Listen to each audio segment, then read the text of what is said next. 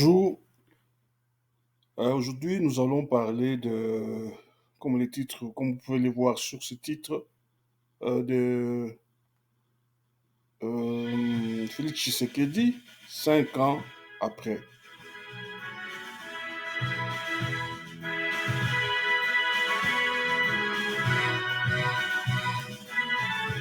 Félix Tshisekedi, pour parler de Félix Tshisekedi, nous allons pouvoir faire une petite rétrospective sur l'histoire du Congo. L'histoire du Congo, comme vous le savez, l'histoire du Congo comporte 5 périodes.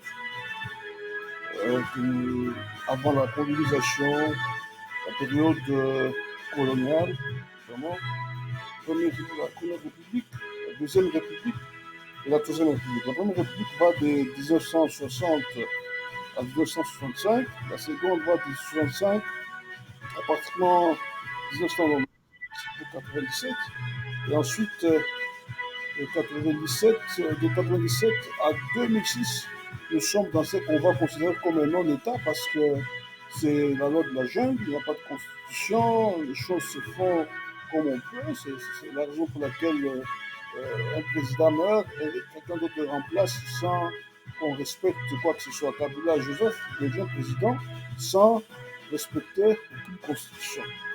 Et donc la troisième république commence donc avec la constitution de 2006.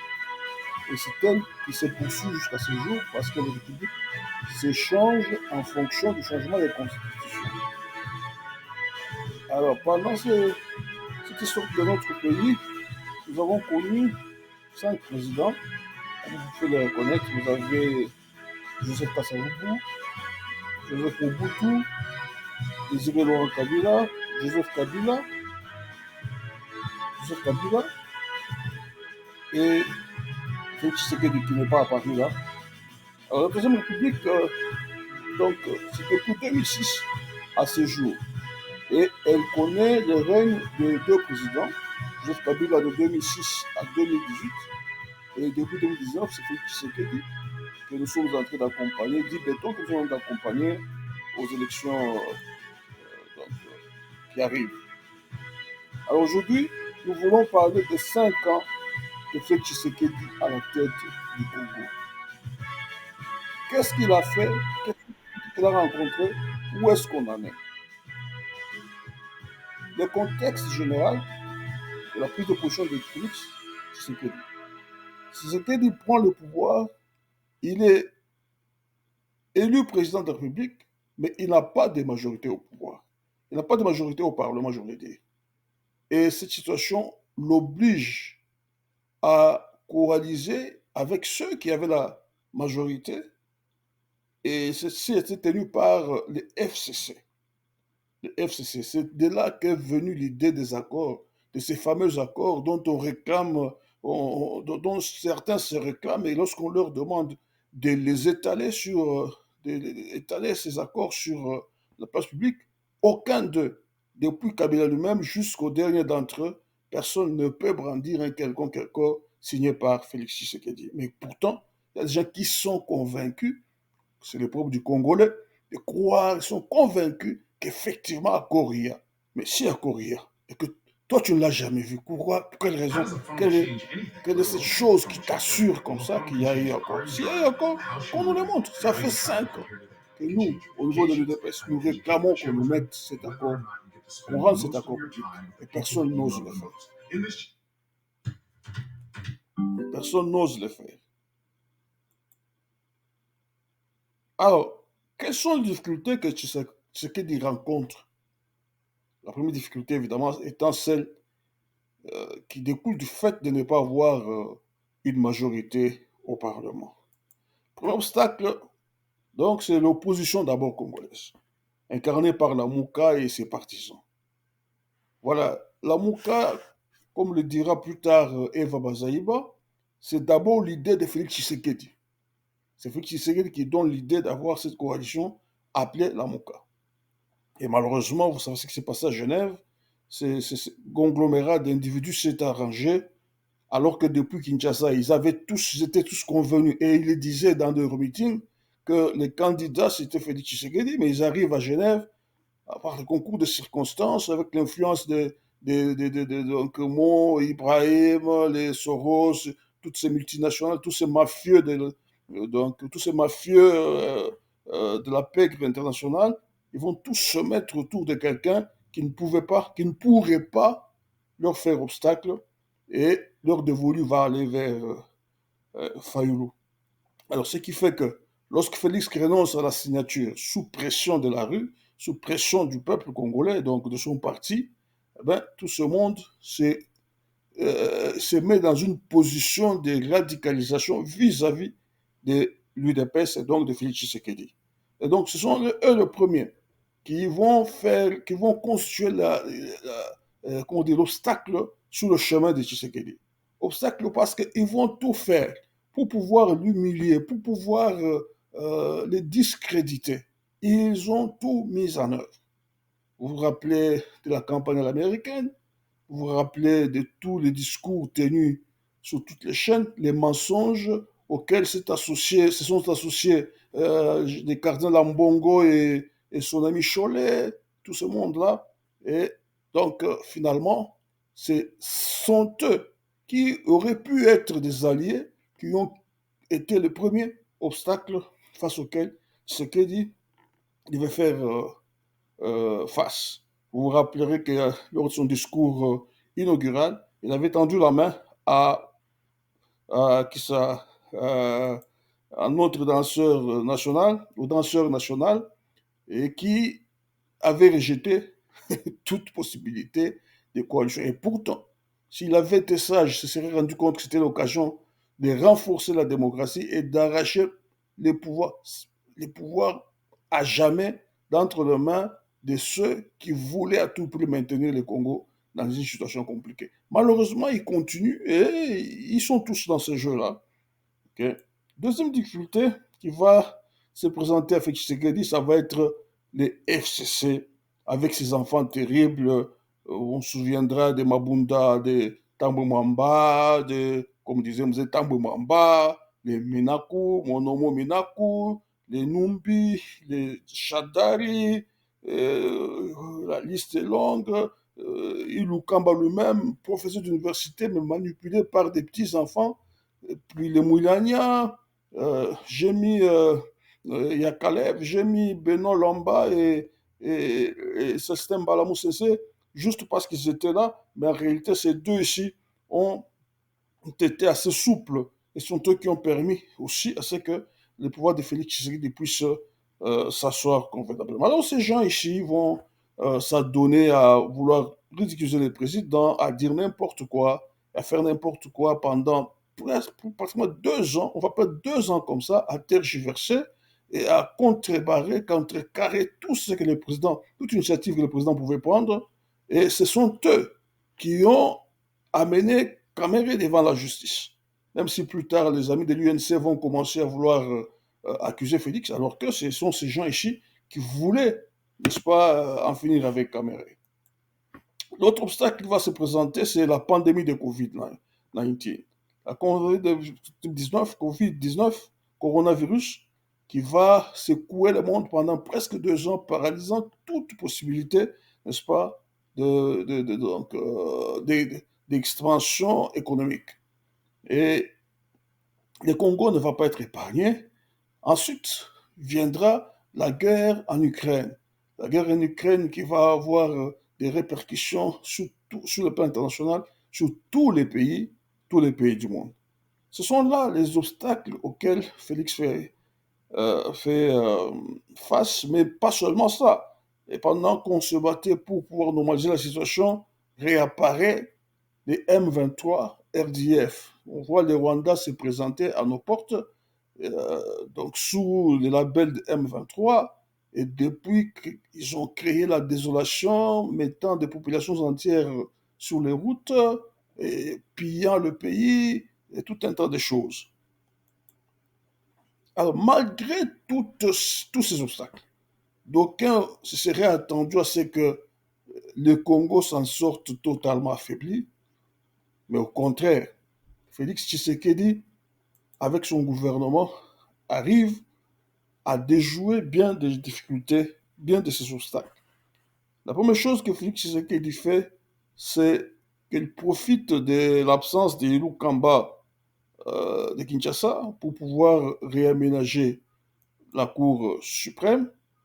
Il fait sauter les vieux Benoît Lamba et les remplace par Kalouba, à la grande surprise des amis des FCC. Vous savez que Tambou Mwamba, Mabunda, tout le temps, ils menaçaient de mettre le président d'accusation devant la Cour suprême, la Cour constitutionnelle, parce qu'ils étaient confiants que la présidente de Luamba leur garantissait cette possibilité-là.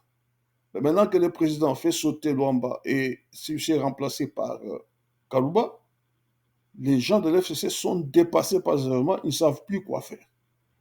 Et Kalouba se fera remplacer par Kamuleta après qu'il ait commis des erreurs dont il n'est pas bon de parler ici. Et il se fera remplacer par Kamuleta et entre-temps, au niveau du Parlement, les choses basculent. On voit Mbosso Kodjo Kwanga devenir président du Parlement, de l'Assemblée nationale, pendant que Bahati Lukwebo prend la tête du Sénat.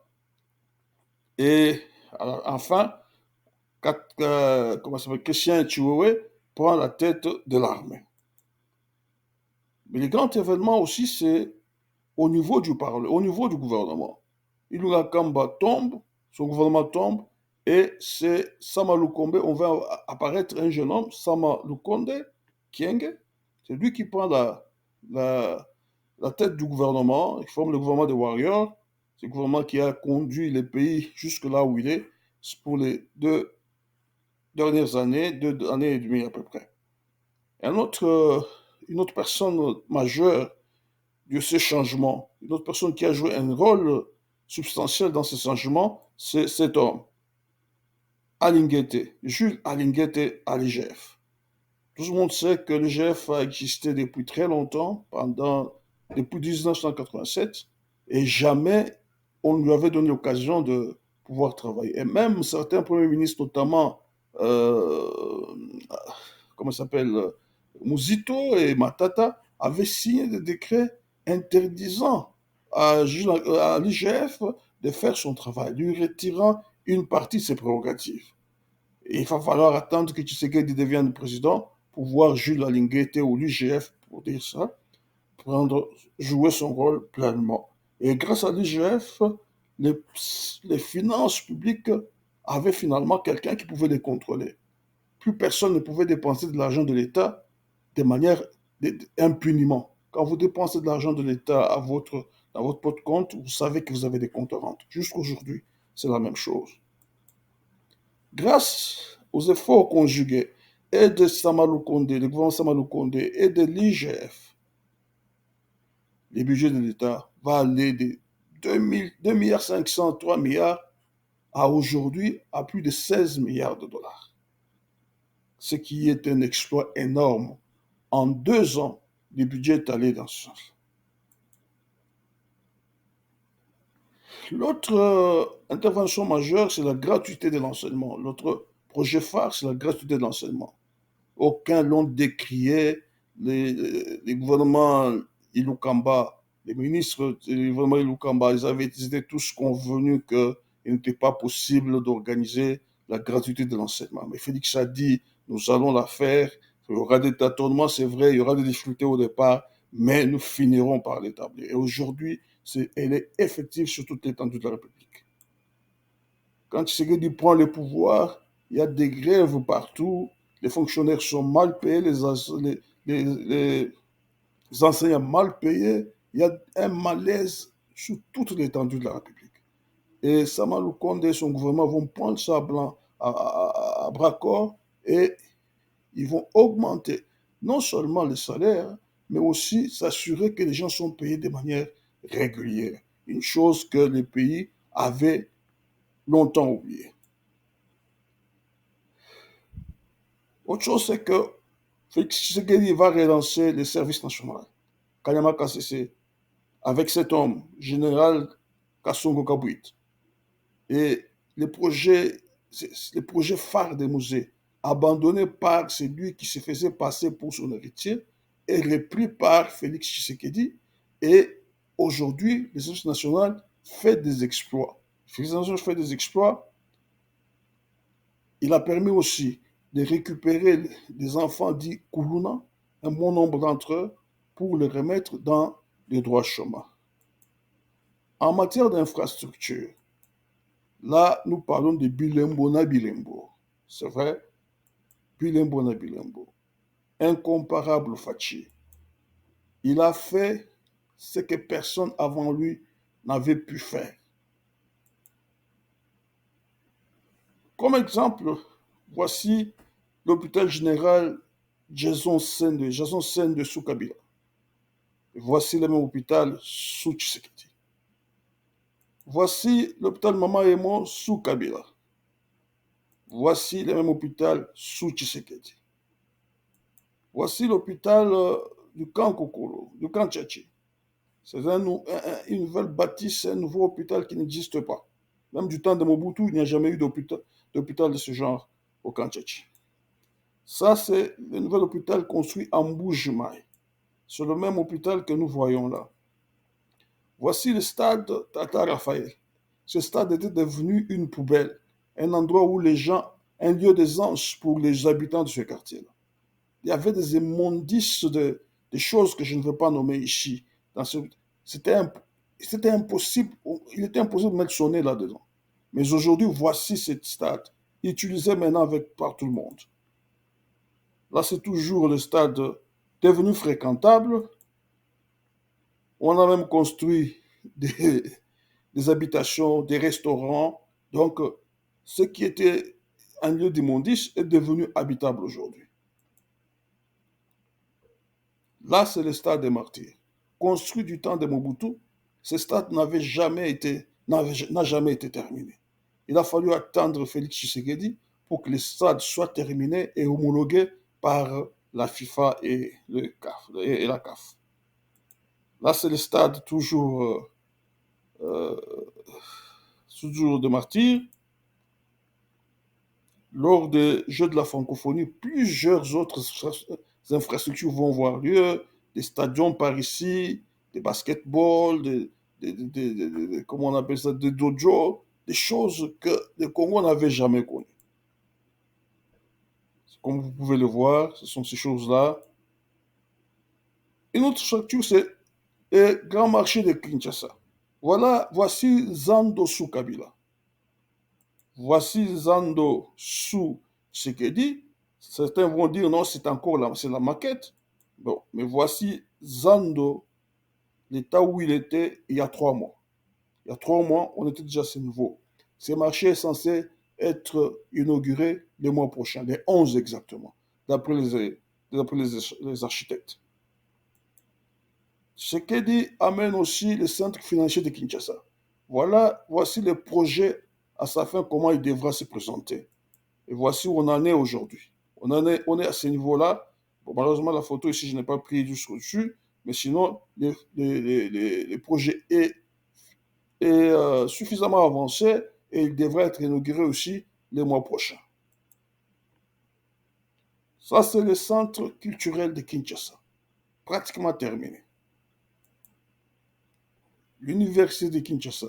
Nous sommes nous-mêmes passés par cette université. C'est là que nous avons nous-mêmes étudié là. Mais je peux vous dire qu'on n'a pas connu ça.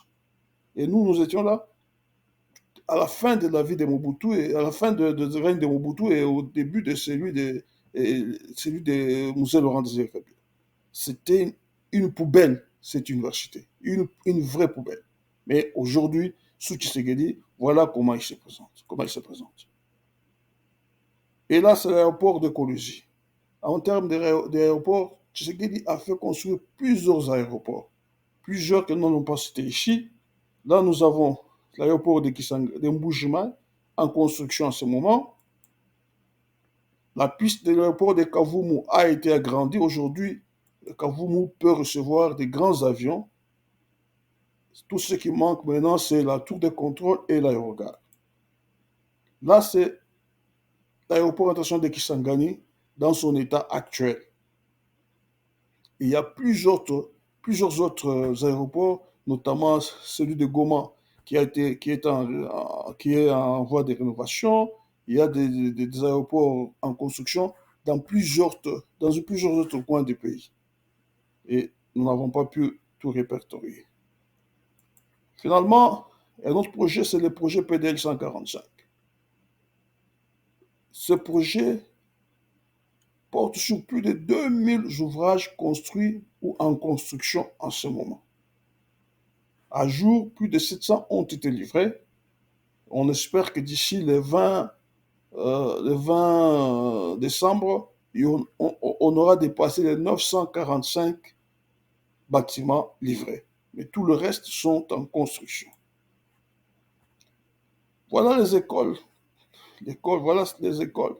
Les types d'écoles dans nos territoires pendant le règne des Kabila. Donc, depuis 1960, voici le type d'école que tous les pouvoirs successifs, tous les dirigeants successifs ont laissé aux Congolais. Et voici le type d'école que Tshisekedi est en train de construire partout au pays. Ici, nous sommes là-bas. Nous sommes là-bas. Les centres de santé sont construits partout au Congo. Là, nous avons pris juste un modèle de centre de santé. Un modèle de centre de santé. Là, nous sommes dans le Congo central.